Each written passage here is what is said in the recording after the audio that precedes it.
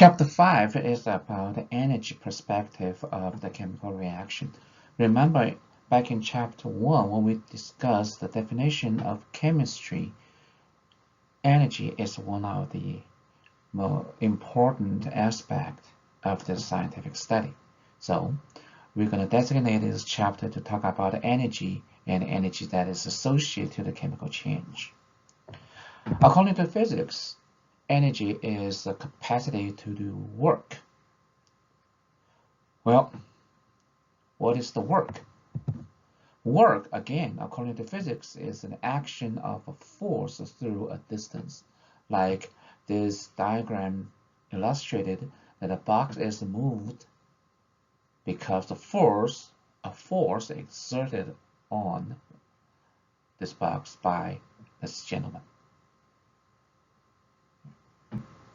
So mathematical expression of the force is equal to F, which is the symbol for force, times the distance, L. You may realize, so there's arrows on either F and L. So that means these two properties have directions.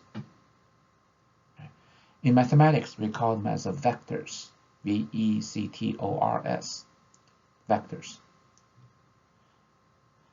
So what is the value going to be if we have two values with directions? If those two values have the same direction, we wind up with a positive result or the solution of this multiplication. If the direction is opposite, so say force and distance have a very opposite direction. The force by this gentleman is going right. However, the box for some reason going in the other direction. So it's in the opposite direction. So that means the work has negative value. So here, I just want to remind you, the sign of the value plays a very important role in the calculation of this chapter. Speaking of types of energies, there are so many types of energies, okay, in this world. And here we only focus on some of the form of the energy. So for example, potential energy, that is energy due to position. Kinetic energy, that means energy of the motion, and the chemical energy, that means energy stored in the chemical bonds. And there are two fields of chemistry that focus on the conversion of two forms of energy. For example, chemical energy to the electrical energy and back. This is what the field we call the electrical chemistry. Right now, this field of chemistry becomes more and more important in our society. And I can give you a very typical example, battery. Just imagine how important the battery it is to our society, to our life. Another field of chemistry is to convert chemical energy into the heat. This is what we call the thermochemistry. Thermochemistry used to be a very hot field in chemistry like 200 or 250 years ago. So a very good example for this thermochemistry will be in a combustion engine, right? So we still use this technology for cars, for anything that moves. Only until recently, in the last 20 years or so, we start to use the electricity to power up the car for the move. So thermochemistry still plays a quite important role in our life at this moment. Chemistry is a study on the heat and the work that's associated with chemistry or chemical reaction. And this study actually comes from one branch of physics we call thermodynamics. So that is why one of my friends graduated from Emory University in Atlanta. So he used to say chemistry is a physics with a whole bunch of exceptions. Yeah, that's true, because for all the theories that we have discussed so far, they all come from physics. The exception, however, is for physics, we focus on the same substance. Chemistry, we focus on different substances. So that is why, so the physical rules hits a wall once we switch to different substance. So that's why we have a whole bunch of exceptions. But nevertheless, as long as we focus on the same substance, physical laws applies. So that is why chemistry is a physics with a whole bunch of exceptions. Before we move forward about this energy of the chemical reactions, there's a lot of basic concepts or terminologies that we must understand. So for example, system. System is an object or a collection of objects singled out for study. So here is an example. The system we are interested in is in a reaction. The reaction between the copper and nitric acid. And of course, once the reaction takes place, it generates a lot of field in the hood. Okay, and because the color of the film, so that is why sometimes people think that this reaction is quite magnificent, and so because the field is occupied a lot of brown color film, and it's quite spectacular. But nevertheless, for system, because remember, we focus on energy in this chapter. So for every system, it has internal energy. So here we use the symbol E or U. But in our lecture, I would prefer to use E as energy. In our example here, we interested in a reaction. So our system is a reaction. There are only two reactants, copper and nitric acid. Okay. So the internal energy would be the energy of these two reactants combined. Copper is different from nitric acid, which means copper must have a different internal energy from the nitric acid. And if we take this road one more step, so we can come up with a conclusion that every pure substance has its unique and fixed internal energy. That statement is quite important later on as we talk about the state functions, okay, using energy as an example. Another terminology we must understand is surroundings. Surroundings, according to its definition, is everything else outside the system that can exchange energy and or substance with the system. So for example, right? So we got a reaction going, copper reacts with nitric acid, so it releases a lot of fumes. And of course, this reaction releases a lot of heat. So what are the surroundings? Definitely everything inside hood is surroundings. But the question is, are we as observer, by looking at it, should be considered as the surroundings? That actually opens the door that makes things a lot more complicated than it is.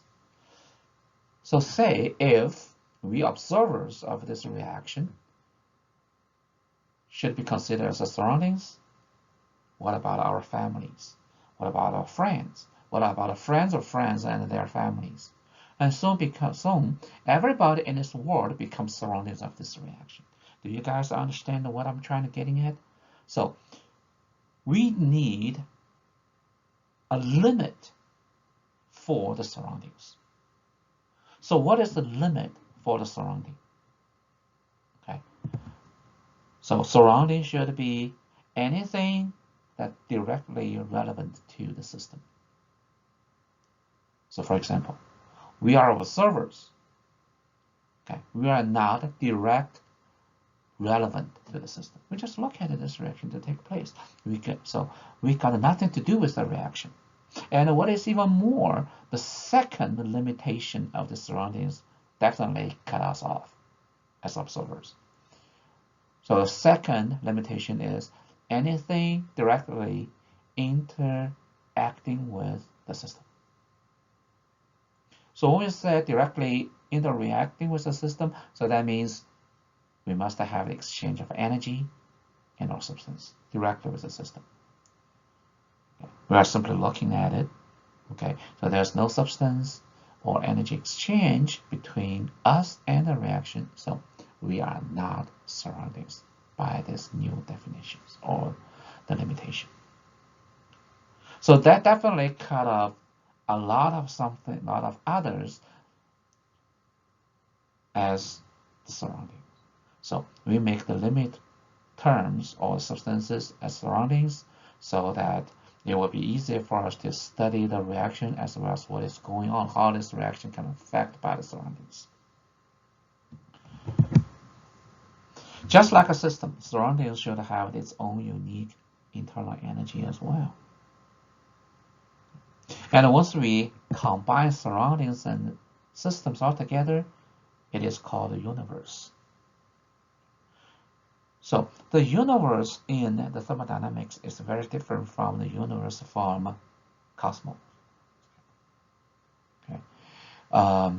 So in our chapter, universe can be something very small, like atom, right? And if you consider nucleus as a system, electrons might be the surroundings. So entire atom could be the universe. Or it can be big as the universe according to the cosmos, right? So our galaxy is a system, and the entire universe is the universe for us to study. So the universe can be small or can be big, depending on just what system that we want to investigate.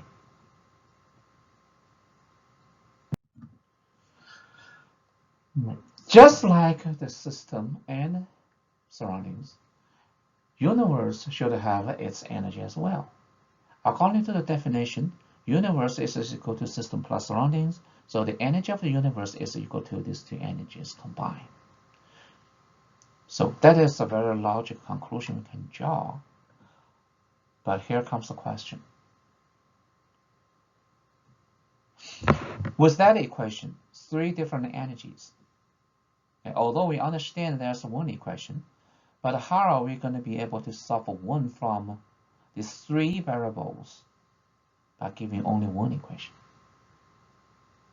So there's some other things that we need to know about in order to help us to isolate, for example, the energy of system to study. So the first help we can get here is the first law of thermodynamics.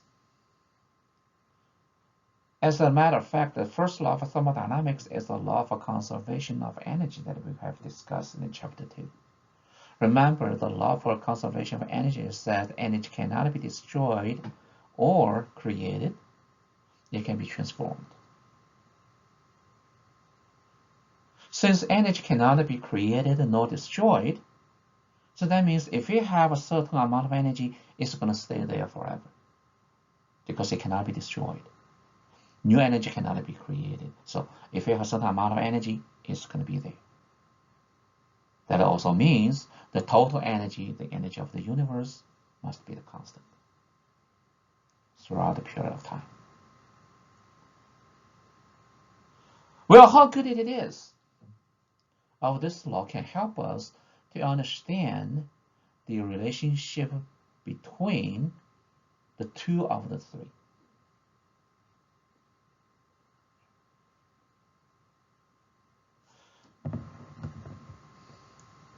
So with this logic, we need to understand, can we have absolute value of either one of this energy?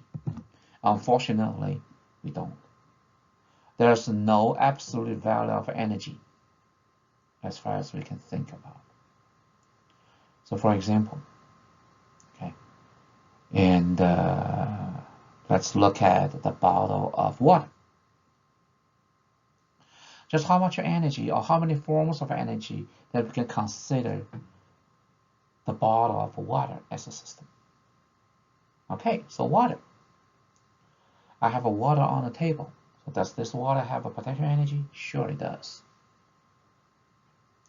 And water is in a bottle. So water molecules must be form some kind of interaction so that it can become a liquid stayed in the bottle. So what kind of energy do you think that one is? How much is it? And speaking of a bottle, okay, so what kind of material so that make up the bottle? It's plastic? Fine. So what is the energy that's associated with plastic? How many forms? So this discussion can take forever for us to discuss. So that is why it's totally pointless for us to argue the absolute value of energy of anything. Well, with that in mind, is there a better way for us to investigate the energy of the system, energy of surroundings, so that we know what the energy of the universe is? So we're going to focus on the change in energy of the system. So for example, I have a water bottle that's on the desk at this moment. And suddenly the bottle drops on the ground. Nothing wrong with it, right? It's still the bottle of water.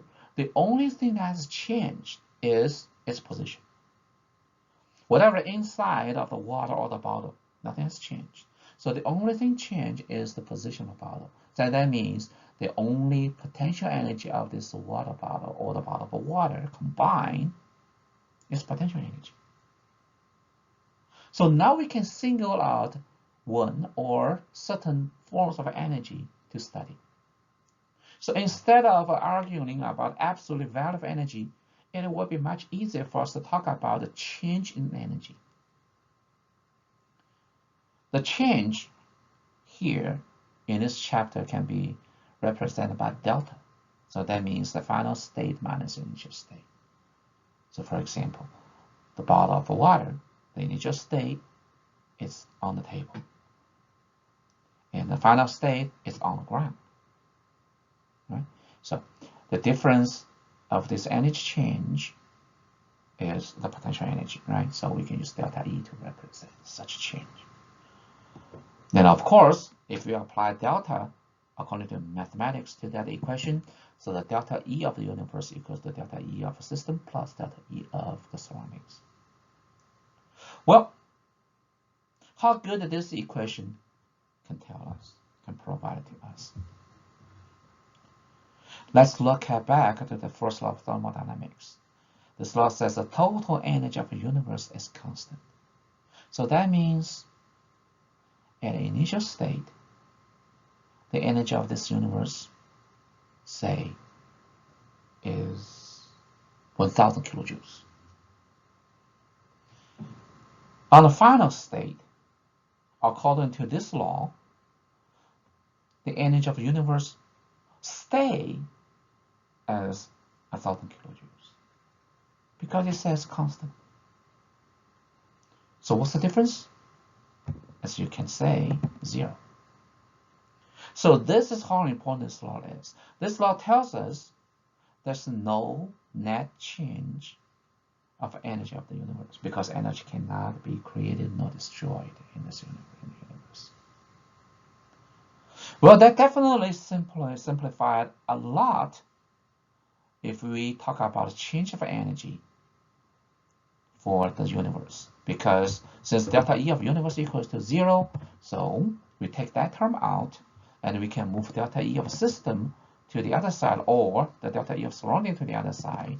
So we have a delta E of system that equals to negative delta E of surroundings. So here I'd like to emphasize negative. Please do not overlook the sign of this value. The sign tells us its opposite direction of this energy flow.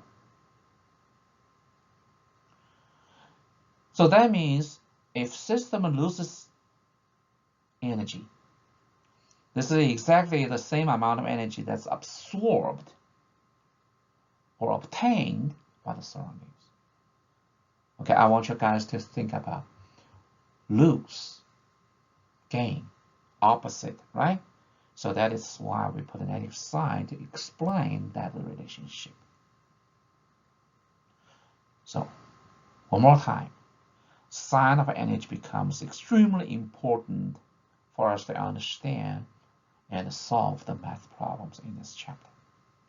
Because even with the same value, with the wrong sign, that could lead us the wrong understanding of the energy flow. The unit of energy, as we already discussed, according to the SI system, that's joule. Okay, so that is the unit we named after Prescott James Prescott Joules. He's the one that gives us the first law of thermodynamics. And here, as you can see, this is a combination of kilograms, meters, and second to give us a joule. And of course, there's a lot of non-SI unit. So for example, liter times ATM, this is the unit that we're going to see in chapter 10, okay, which is the chapter we're going to discuss later on a little bit in this week and more in the next. And in our diet, so we have calories. So I would like to point out that the calorie we use in our diet is the unit of energy in our diary we used here is the calorie with the capitalized C. That means 1,000 small calories. All right, so let's move on to our next slide. And as we understand thermodynamics, if you look at this word of thermodynamics, thermal means heat.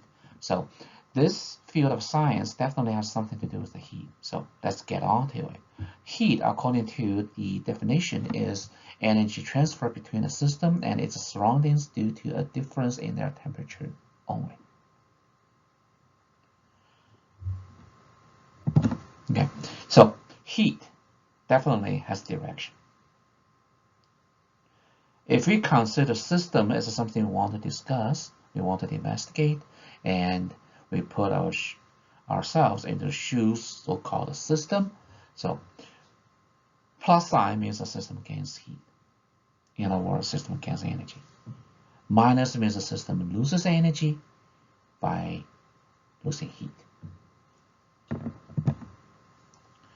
If you look at the definition of heat, we realize heat definitely has something to do with the temperature. So the definition of temperature here is the measure of the energy associated with the random motion of the particles. Looks like it is going back under the loops, right? Heat is associated to the temperature. Temperature is associated to the energy, which is also heat, going back and forth, back and forth. Well, we're going to discuss a little more about the temperature in our chapter 10 when we talk about the gas. So here, let's use the definition of temperature here as is. Yeah, so by the random motion of the particles. So when we look at heat and temperature, we definitely realize there's a certain relationship between the two of these. So in order to reveal the relation between heat and the temperature, there's another law we call the zeroth law of thermodynamics.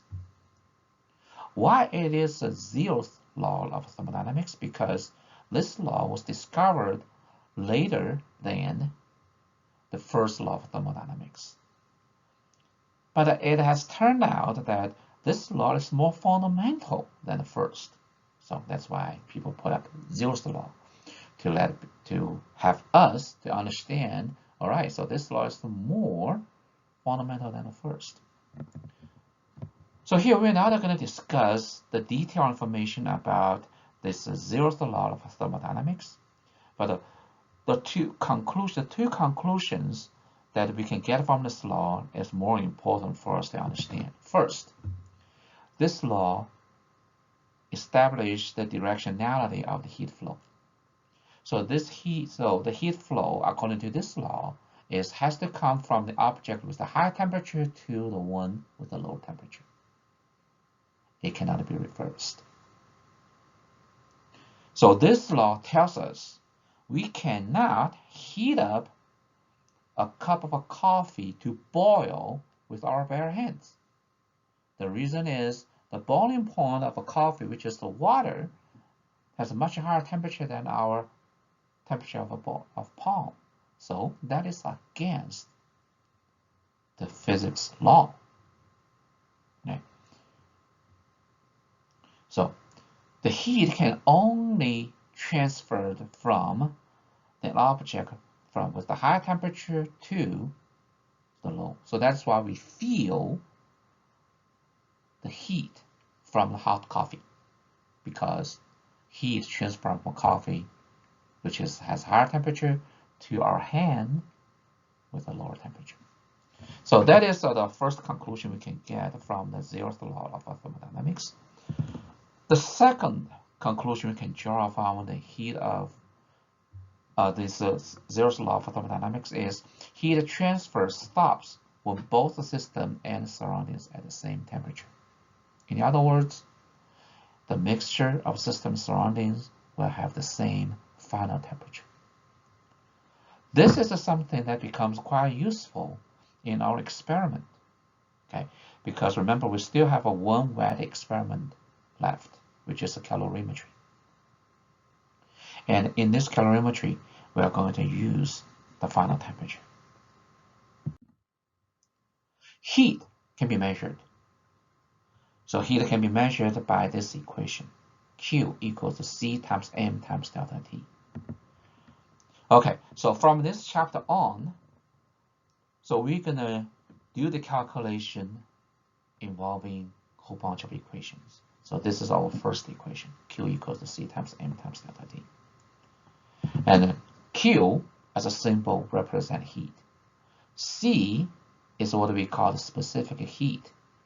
M, as we already know, is for mass.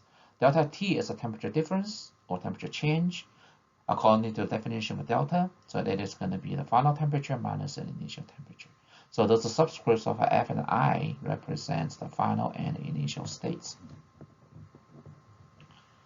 Heat is something that we're going to continue on discuss throughout this chapter. M is something that we know. Temperature is something we know. Delta that has been just discussed. So there's one new thing that needs to explain a little bit more is the specific heat. Specific heat is short for specific heat capacity. So that's where the C comes from. The definition of this is the quantity of heat required to change the temperature of 1 gram of substance by 1 Kelvin or by 1 Celsius.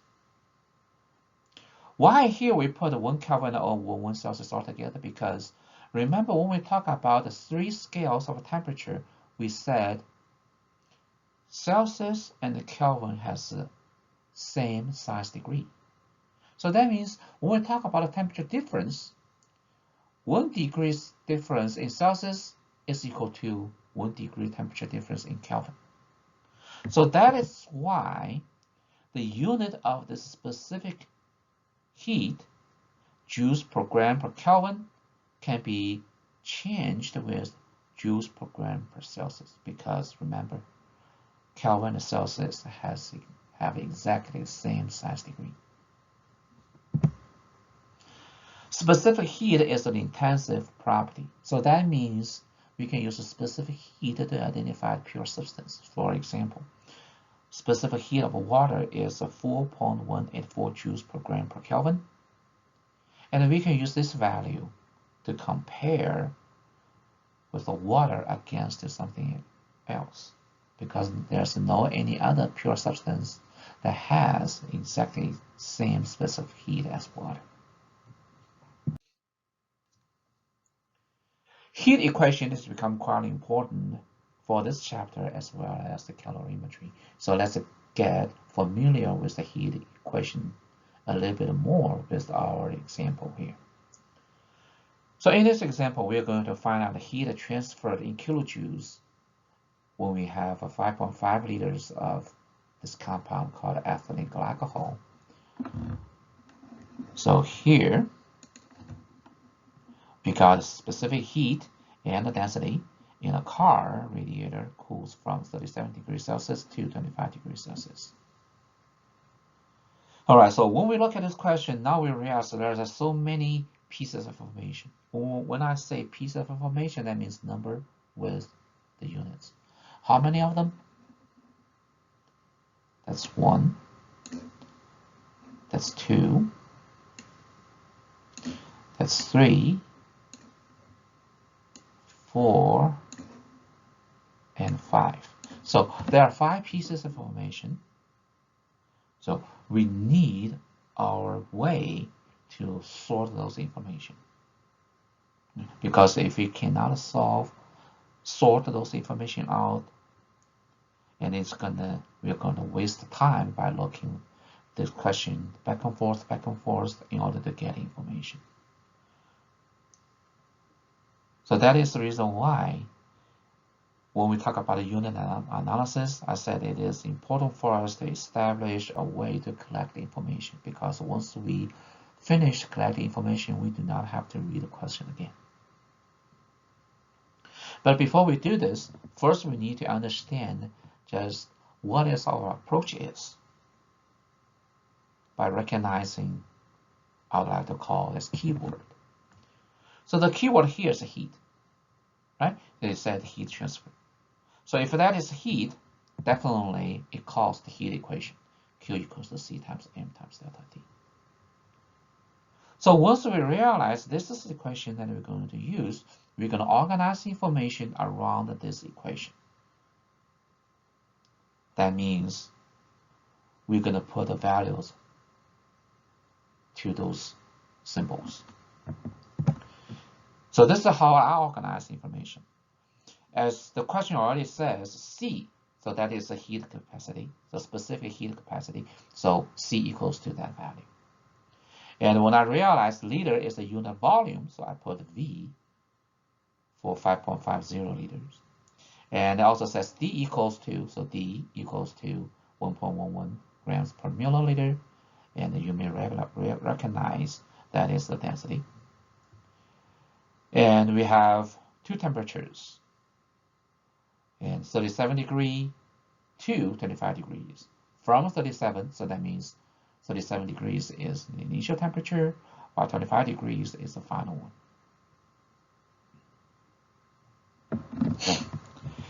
Okay, so now that we have all information sorted out, so now let's see whether we can solve for Q, because Q is a heat. That is what the question asks.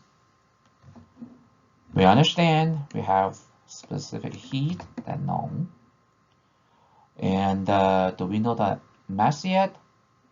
Not at this moment, but we do know if we multiply density with the volume, we should get the mass. So now let's start with the delta T. Delta T equals to the final temperature minus initial temperature.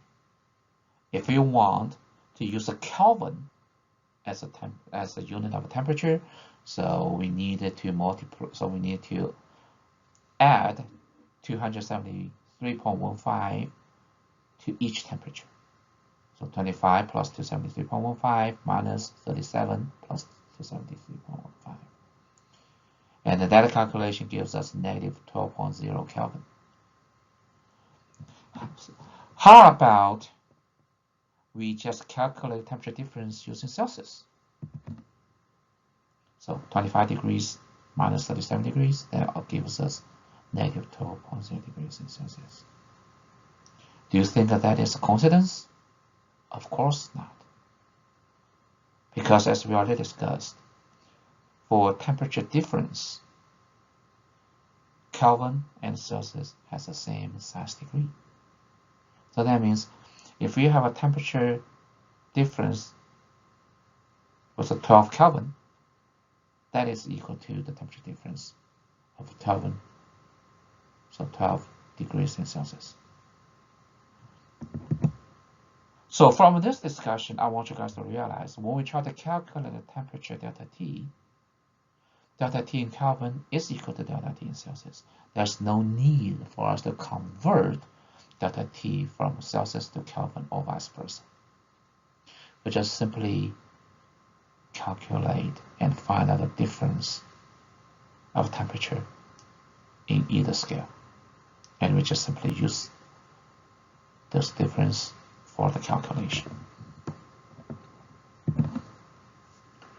So that is the reason why we can rewrite the unit of specific heat to the joules per gram per Celsius because we have negative 12 degrees in Celsius as a temperature difference. Like I said, if we multiply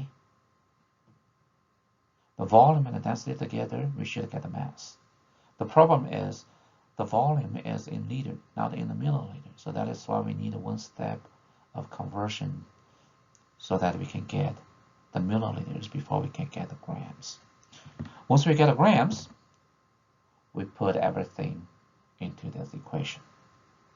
Here, I would like you guys to attach those units along so that we can see whether we can get the units canceled by having one unit that the question expects.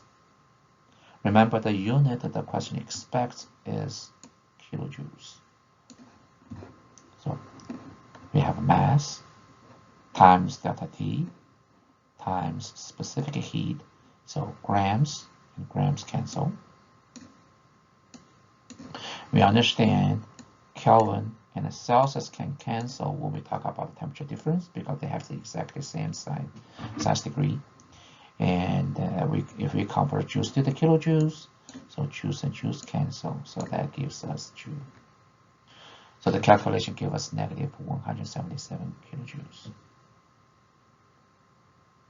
What does that mean? Negative 177 kilojoules here. As I will try to remind you, negative means what? System gaining or lose energy. Yes, you're right. System loses energy. So what's the system we are looking at in this question? The coolant. So the coolant loses energy by releasing heat. So that is what the negative sign means. Speaking of the sign, so here, let's read this question one more time. The question says, find the heat transfer. It doesn't indicate any energy flow of this heat, the direction of this heat. If this is the way question asks, we need to let the people understand there's negative sign in front of this value. Negative sign indicates the system loses energy. The system releases energy. Well, how about if a question asks this way? Find the energy or find the heat loss in kilojoules, 1 blah, blah, blah, blah. Now, question predicts the direction of energy. It says system is going to lose energy. Our calculation confirms system loses energy by having negative sign in front of it. In order to answer such question, so we just simply say the energy loss by 177 kilojoules. We do not have to mention the sign because sign has been already taken care of by the words like lost or released or evolved, whatever. Okay. These verbs indicates the direction of the heat. This is something that we're going to see later on in the other calculation problems. And I just want you guys to get used to it at the very beginning of this chapter. The experiment that we're going to do actually is a virtual experiment that we're going to do in this week for some sections. Some other sections probably are going to be doing this in next week is calorimetry. So this is how we set up the calorimeter to perform calorimetry in order to measure heat. So as you can see, we have two coffee cups, styrofoam coffee cups nested with each other to provide the best insulation. Since it has the best insulation, meaning there's no heat outside going in, or there's no heat coming out from inside, so whatever that's inside of this nested cup is a universe, not a system. So what is the system? The system is a sample that we want to measure the heat. The surrounding, we have this metal, piece of metal immersed in water, so water becomes the surroundings. All right, so we have a thermometer to measure temperature change. We have a stir to make sure the temperature is even out throughout the entire cup, so that we can measure temperature anywhere inside the cup to represent whatever the temperature as the final temperature for both. The principle for this calorimeter is first, the first law of thermodynamics, the dynamics. Because we understand as long as we have this universe, so the delta E of the universe is equal to 0. So Q of system equals to the negative Q of the surroundings. Remember, during the calculation, do not forget that there's a sign between the two Q's. Basically, our approach is we measure the heat from the surroundings by any negative sign in front of it. We take that number of heat as the heat of the system. And of course, when we measure heat, definitely there's going to be final temperature as a part of the equation that we're going to use. Keep in mind, both system and surrounding must have the same final temperature. That is what is required by the zeroth law of thermodynamics. If we have a chemical reaction going on in this experiment, so we have a Q of a reaction. Later on, as we'll see, we can replace the Q of a reaction with the delta H of the reaction, which is be considered as the heat of the system. And we plug delta H of a reaction into the first reaction, so we have delta H reaction equals to negative heat of surroundings. Remember, negative sign means the opposite direction of the heat. So these three equations and the conclusion become critical for us to perform the calculation in our experiment. There's another energy transfer called work. Remember, in our first slide, we understand that W equals to force multiplied by the distance.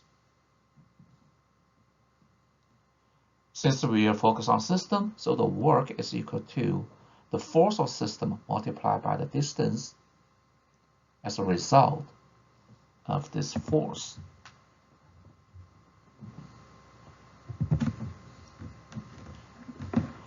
Let's look at this diagram, try to understand a little better why we can replace this F times delta L with the P times delta V.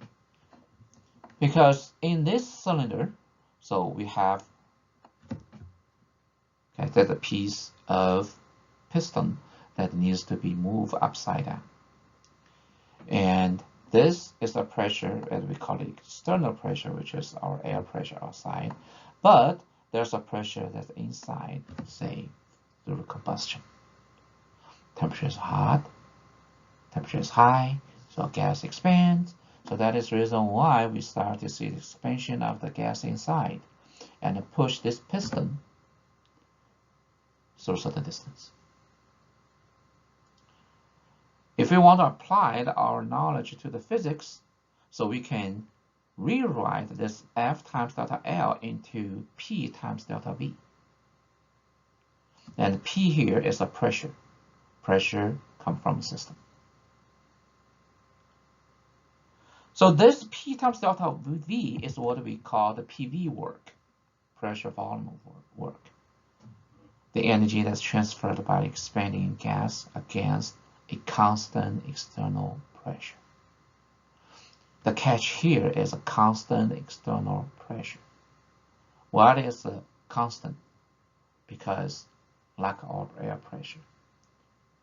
It's basically pretty much the same all the time. And we can always measure external pressure without any problem. It is the pressure inside the system that gives them a huge problem to measure. So with the help of constant external pressure, so we can change the pressure of the system with the pressure of the external. But I want you guys to realize, so here, the pressure of a system and the pressure of an external, they have opposite direction. Opposite direction leads the negative sign. So the definition of PV work is equal to W equals to negative P times delta V. P here is external pressure. It's no longer system pressure because external pressure can be measured and it's almost always be kept as a constant. So that is easier for us to calculate and to figuring out in the math problem. Since work is another form of energy transfer, like heat, it has its direction. Again, if we put our perspective as a system, so system gains work, system gains energy. There must be a plus sign for such energy. If system loses energy, it must be negative. And I want you guys to pay special attention to how this preposition can change the sign of work. You have a work done on the system, so that means work is accepted by the system. If work done by the system, it is the system that's doing the work. System loses energy by doing work, so it must be negative. So pay special attention to these two prepositions when we determine the sign of the energy, especially the work.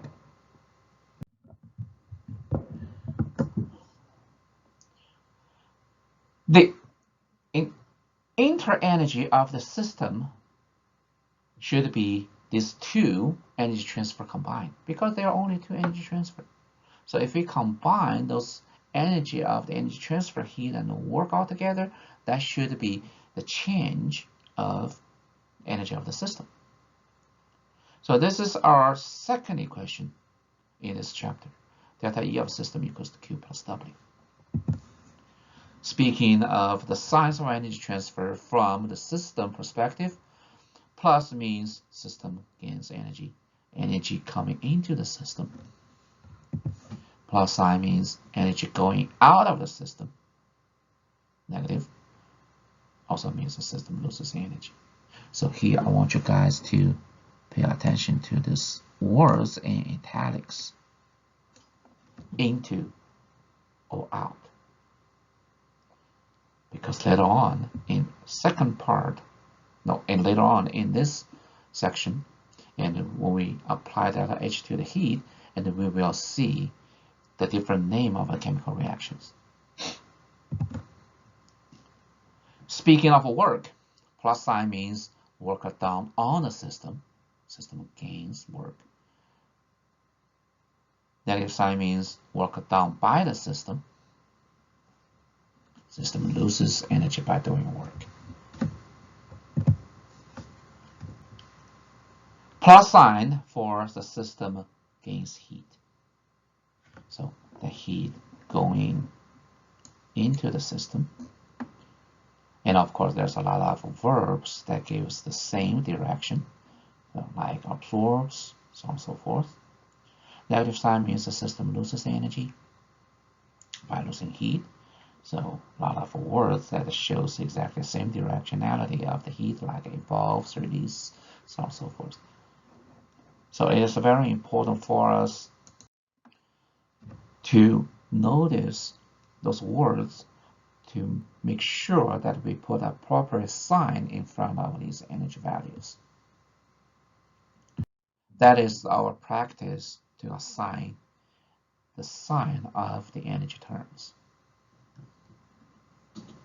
In this reaction, the heat absorbed by the surroundings is 26 kilocalories, and the work done on the system is 15.0 BTU.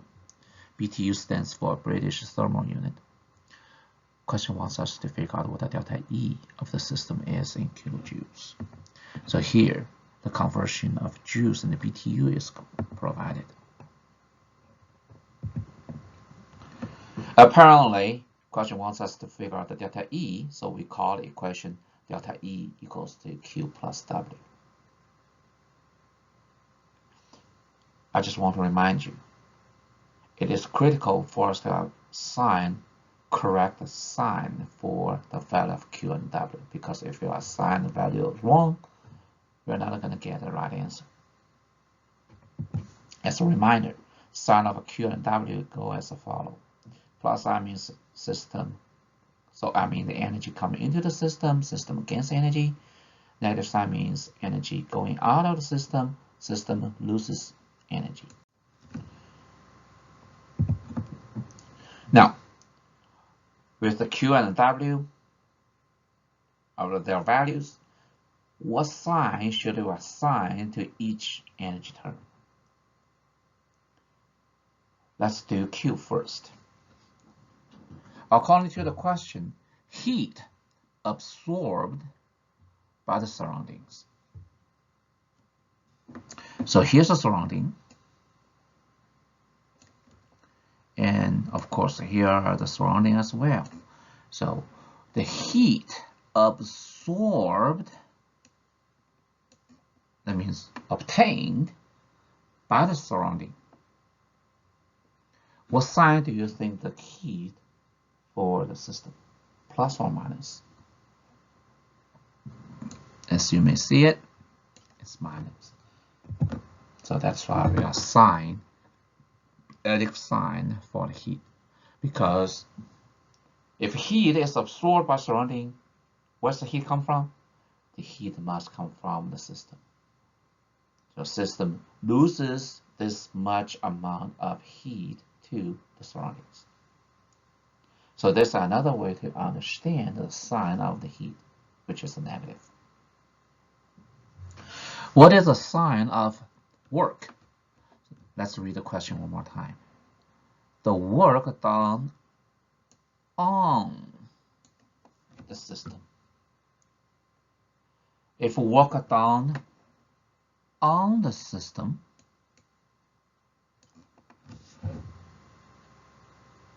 that means the system gains energy. So there must be a plus sign. All right, so once we have the sign or figure it out, the rest is quite simple. We need to convert the BTU to the kilojoules. So we understand 1 BTU equals to 1055 joules. So BTU down the bottom cancel. We have joules convert that to kilojoules. So we have positive 15.8 kilojoules. When we calculate the Q, so that's negative 26 kilocal. So we convert the kilocal to cal, cal to joule, joules to kilojoules. We have negative 109 kilojoules. Delta E equals to Q plus W. So these two values combine. So that gives us negative 93 kilojoules. Again, the whole point for this example is to assign correct signs for each energy term. In order for us to do this, we have to read the question carefully, think carefully. Because if we say sign, the plus sign for the Q, negative sign for the BTU, we're definitely going to get a wrong value for delta E. So that is a very important for us to make sure to have those signs assigned correctly.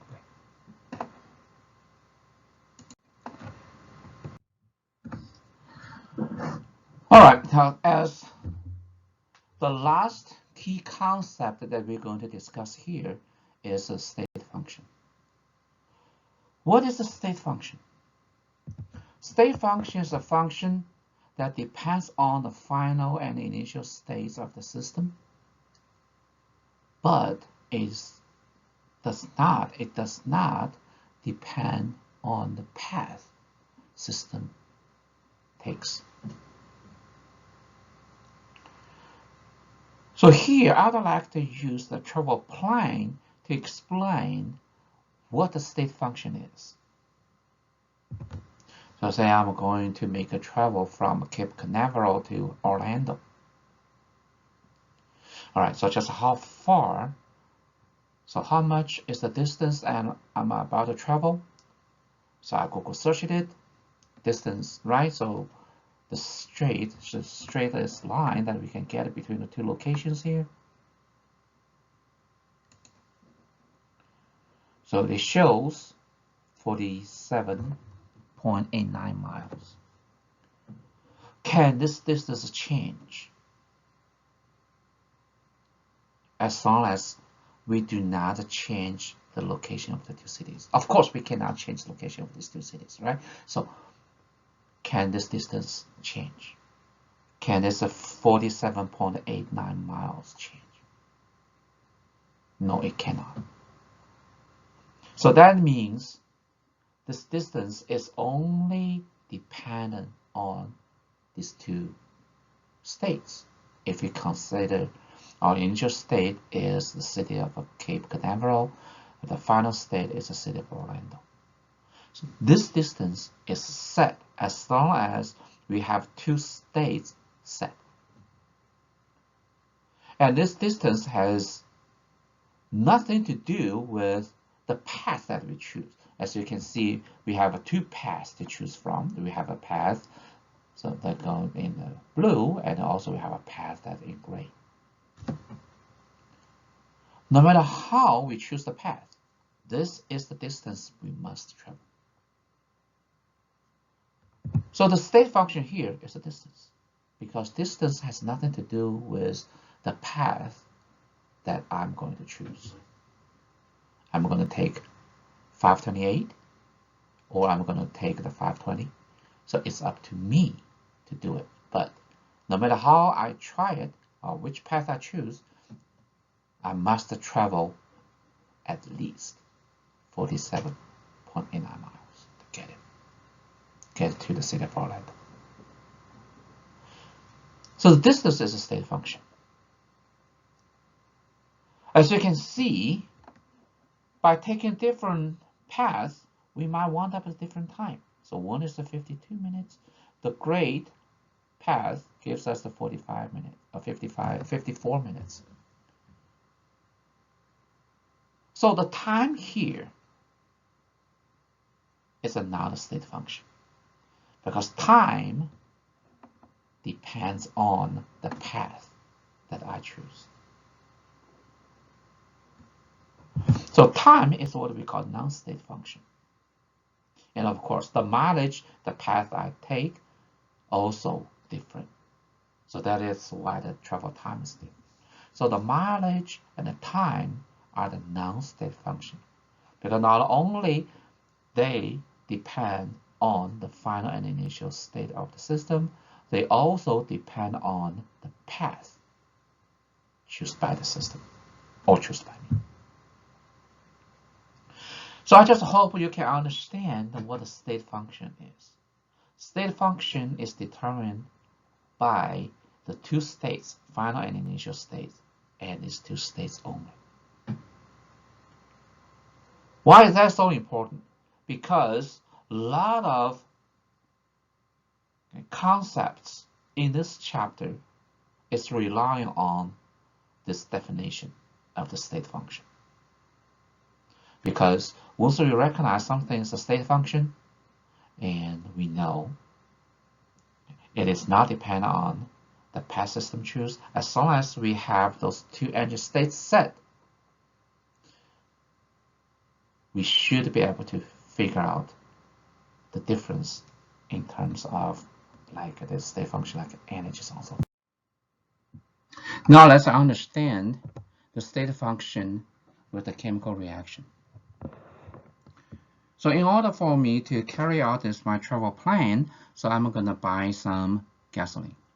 So in a gas station, I bought a certain amount of gasoline, and I'm going to put it into the gas tank of my car. And for 1 mole of gasoline, which is the H18 major component of the gasoline, it's going to react with 12.5 moles of oxygen. Why 12.5 moles of oxygen is something that we're going to explain in a few minutes. But let's say this fraction of coefficient is allowed at this moment. So for every 1 mole of a C8H18, 1 mole of gasoline, so that requires 12.5 moles to conduct this chemical reaction, to burn, to get energy out. As we understand, as I reminded before, we have an amount of gasoline and oxygen set, 1 mole and 12.5 mole. And also, remember, we discussed for each pure substance, it has its unique and fixed energy as internal energy. So with the amount fixed, energy fixed, so we have a fixed. So we have a fixed initial energy state for gasoline for the reaction. And of course, based on the same argument, with 8 moles of carbon dioxide, 9 moles of water, the amounts are pretty much set. The energy of each substance is fixed, so we have a fixed final energy state for the product. So from this, now we understand delta E must be the state function, because delta E is final energy minus initial energy, nothing else. Since it's nothing else, delta E is a state function because it depends on the final initial state of the system. Then these 2 states only. Regardless of what path the system chooses, this is the much of energy indifference that the reaction can produce. So delta E is a state function. And of course, E is a state function as well. So the state function depends on either 2 states of the system or just 1 state of the system.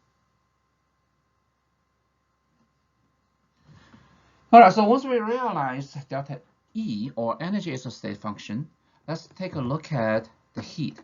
Let me just erase that circle here. So you mentioned I put energy, so I put the gasoline into my car, and I turn on the engine and let it burn because I have to wait for someone. Right? So if I have an engine burning, so that the gasoline is converted to heat. The car hasn't moved yet, so the car hasn't done any work, which means the energy by burning gasoline has not done any work yet.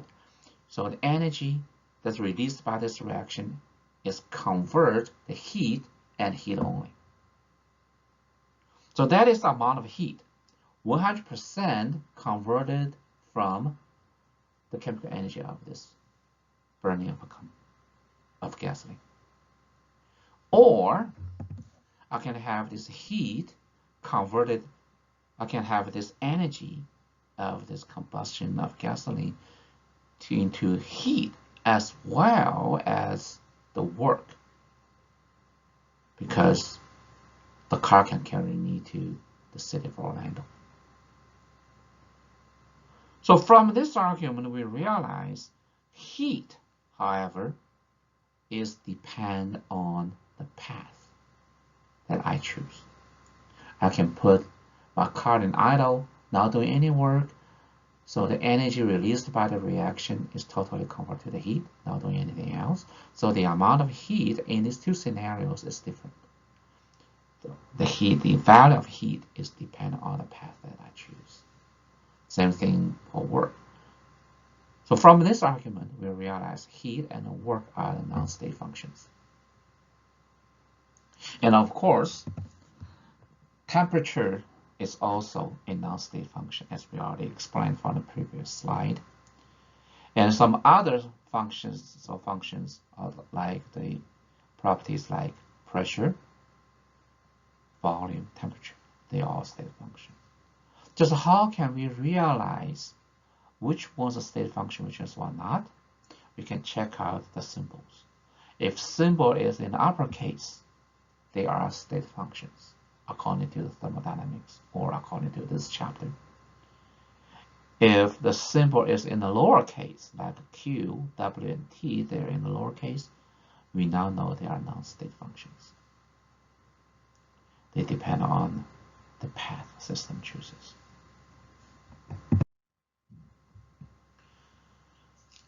So once we understand the state function, let's talk about another concept called enthalpy.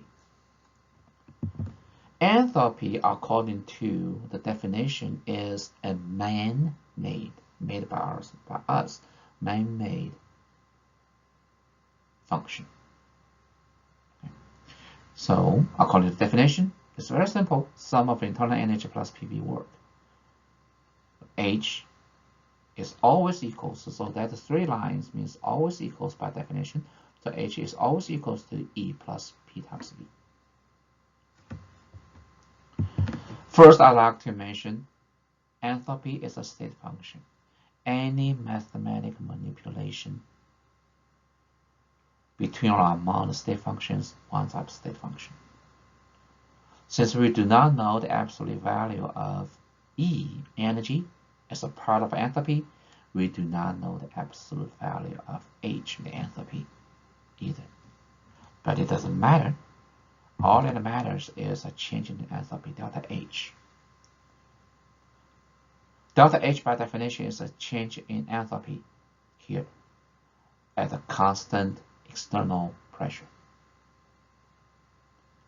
Why is that so important that we put a condition on constant external pressure? Because with that condition, according to mathematics, delta H is equal to heat we measured at constant external pressure. This equation is huge. This equation proves, according to mathematics, that delta H can be measured by a non-state function under certain condition. Why is that so important? So let's consider how far I'm going to travel from Melbourne to Jacksonville, because I need to know whether the gas in my car is enough. So before, imagine we do not have Google Maps. So just how far can we figure out the distance between the two cities? When I look at a map here, I realize that I-95 is not that far away from a straight line between the two cities. Close, as you can see in this diagram here. So this is I-95. So that is I-95. So this is a straight line that's telling us what the distance between two cities is. So if you look at here, so we realize, so the distance between two cities is 168 miles. The mileage between the two cities, according to I-95, is 174 miles. Not far. That is good enough approximation for me to consider how far is the distance between the two cities. Remember, mileage between the two cities by car is a non-state function. Distance is. So once I figure out by checking out the milepost of these two locations, of these two cities, I know, okay, so there's about 170 miles that I'm going to travel. And as a matter of fact, I can use this 170 miles by taking the difference of the milepost between the two cities on the I-95 as the distance, the state function between the two cities. for the rest of estimation, like how much gas that I need, how much money that I'm going to spend to buying gas, so on and so forth. So that is why this equation is so important.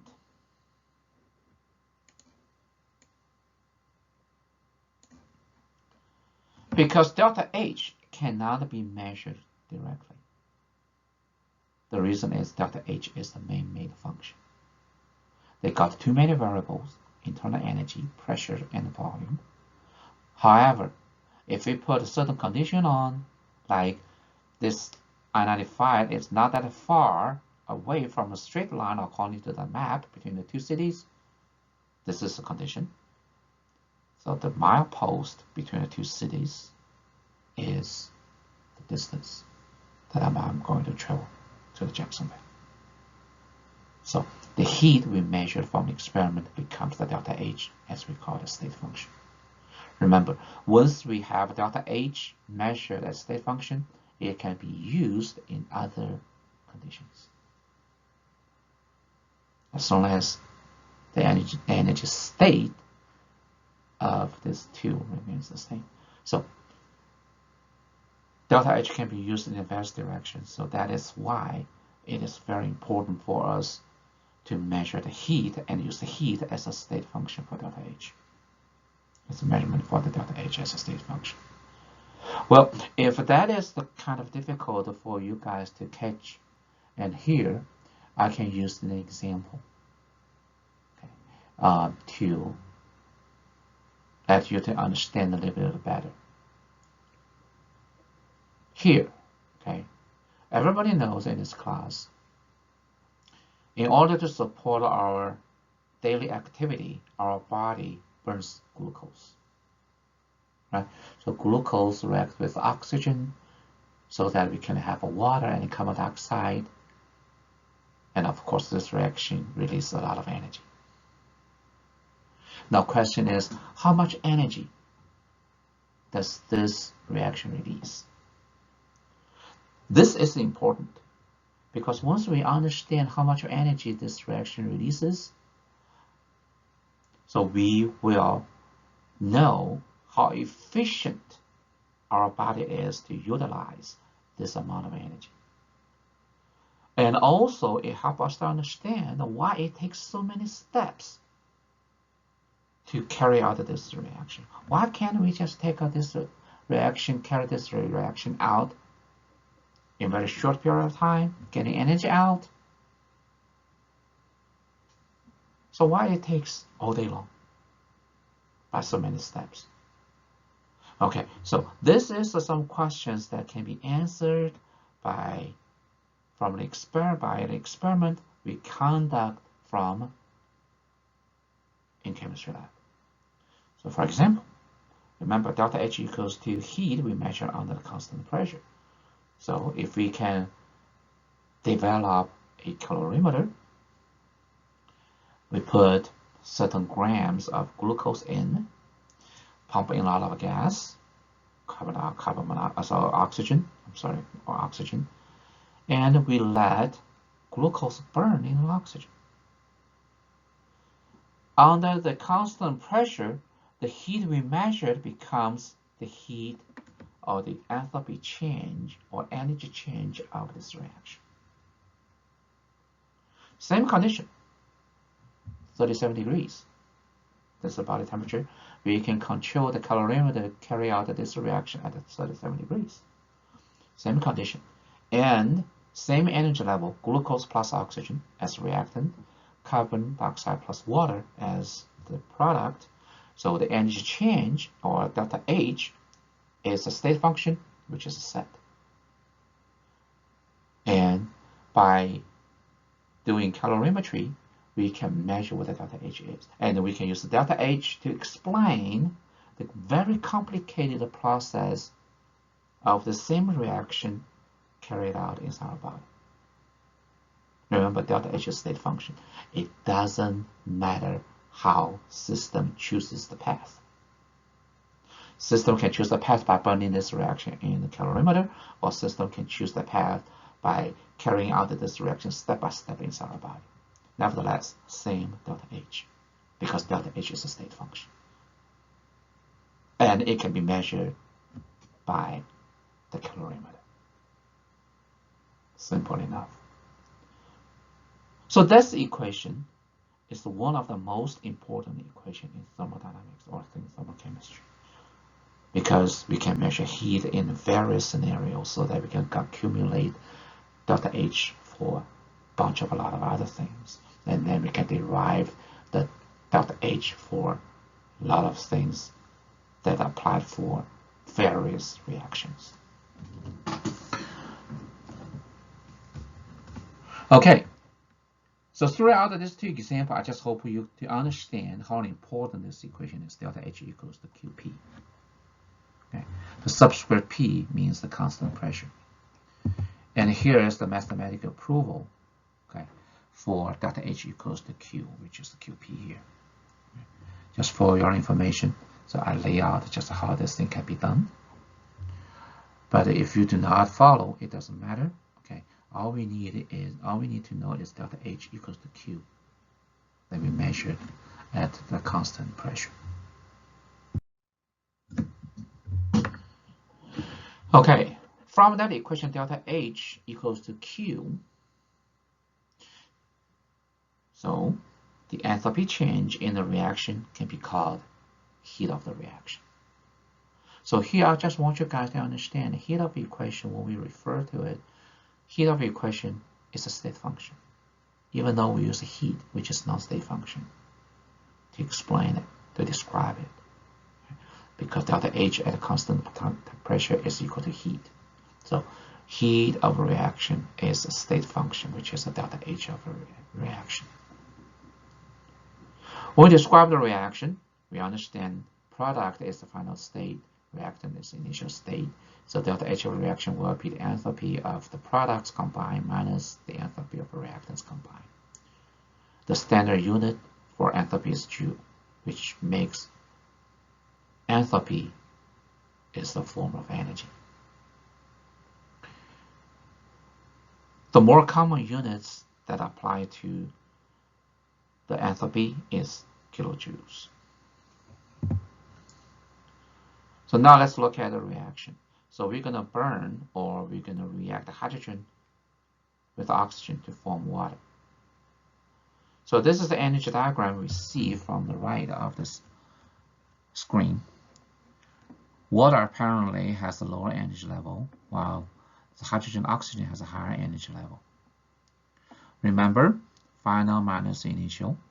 Some value small, subtracted something larger. That leads delta H of the reaction less than 0. System loses energy. System loses energy, energy coming out of the reaction. Since it's the energy coming out of the reaction, so we call this type of reaction exothermic. Exo means out.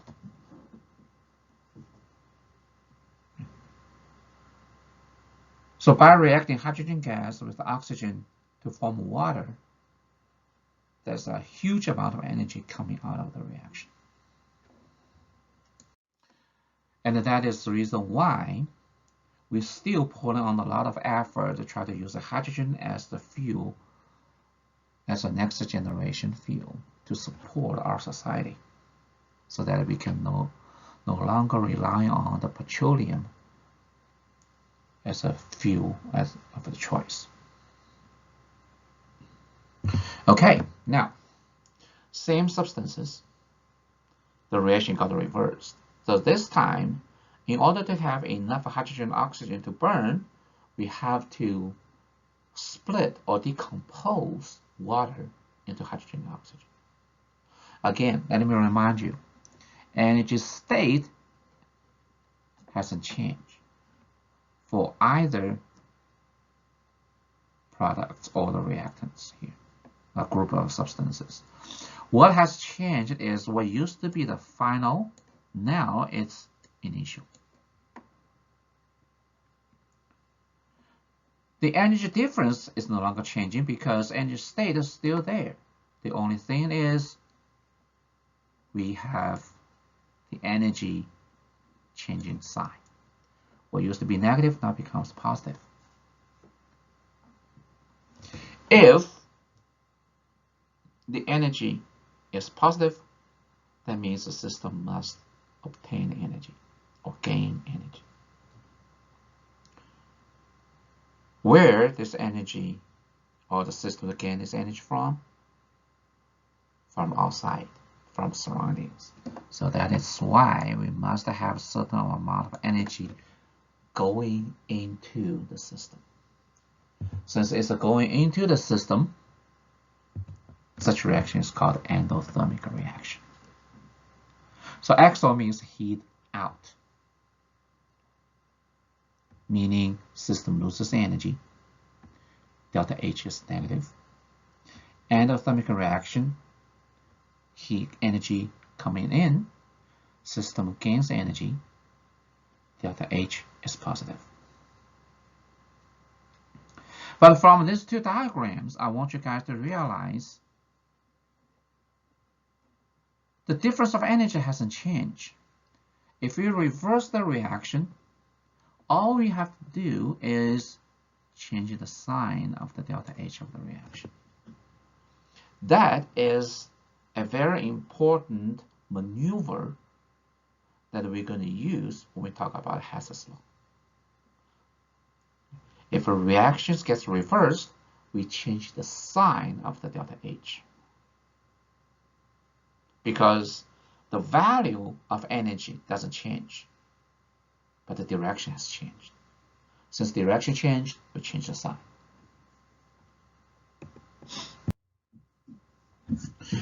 All right, type of reaction, exo or endo, is one of the fundamental concepts when we try to understand the type of reactions, which is also related to the sign of the energy.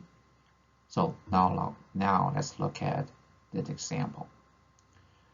Nitroglycerin is one wonderful explosive.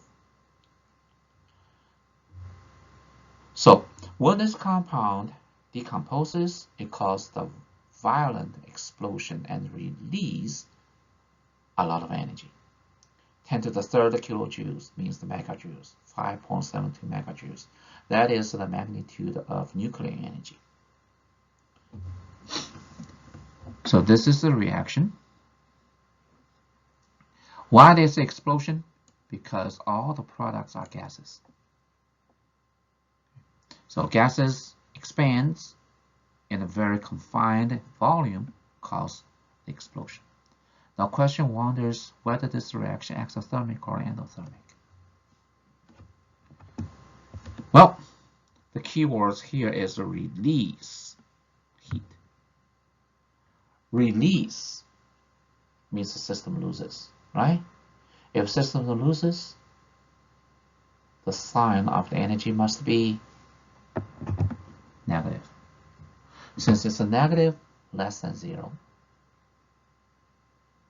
endo or exo. System loses energy by releasing heat out. So, heat coming out of the reaction. So the reaction is exothermic. But one other thing already has been mentioned in our lecture today, but I still wanted to mention it one more time. Did you guys realize there's a negative sign in front of this 5.72 times 10 to the 30 kilojoules? Where does negative sign come from? I hope you guys realize the sign comes from this word, releases. Okay. Releases shows us the directionality of the heat. System loses by releasing heat, right? System loses energy by releasing heat. Heat coming out of the system. Loses energy, negative. So again, be very careful to understand the sign of an energy by checking out the certain wording.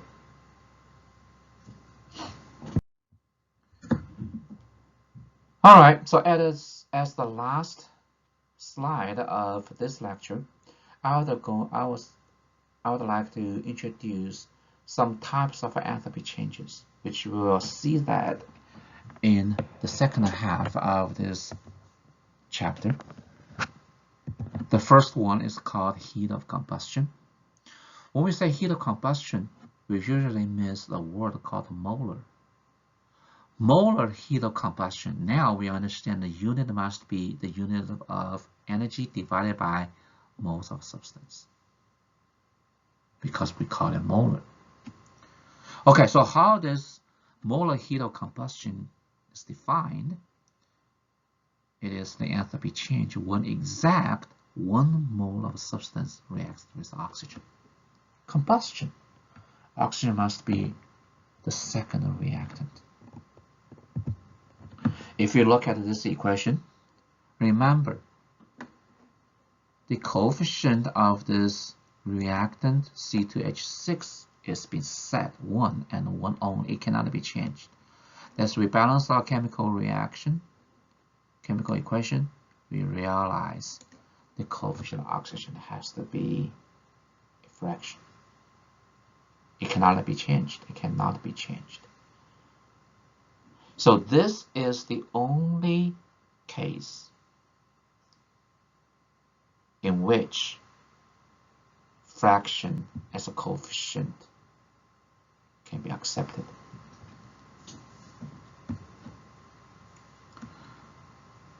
So when we describe the molar heat of something, fraction of a coefficient can be allowed. Another type of heat is what we call the molar heat of formation, delta HF, the subscript F standing for formation. That is the enthalpy change when exact 1 mole of a product from its element. So for example, carbon monoxide, 2 constituent elements, carbon and oxygen. So that's why we wound up with carbon and O2. Since it's 1 mole of CO requires only half moles of O2. So the coefficient of oxygen is half. Again, this is allowed. Mole of heat of fusion, meaning exact 1 mole of substance melts from solid. So here, 1 mole of water from solid to liquid. That is what we call heat of fusion. And also we can have a heat of vaporization, delta H vap, meaning exact 1 mole of substance vaporizes. In case of water, liquid to gas. With these 4 heat of something or enthalpy changes, we realize the first 2 are the chemical changes. The last 2 are the physical changes. That concludes our first half of chapter 5. So in this section, we introduce a lot of concepts. So like state function, which is more important than the rest. Because once we understand what state function is, so we have a better understanding of delta H, energy, so on and so forth. And the Hass's law later on in our second half of our lecture. And then there are more concepts we need to understand, like system, surroundings, universe, so on and so forth. Okay, so there's a lot of new stuff that we need to get used to. So I hope you good luck and stay safe, and I'll see you guys a little bit. Thank you.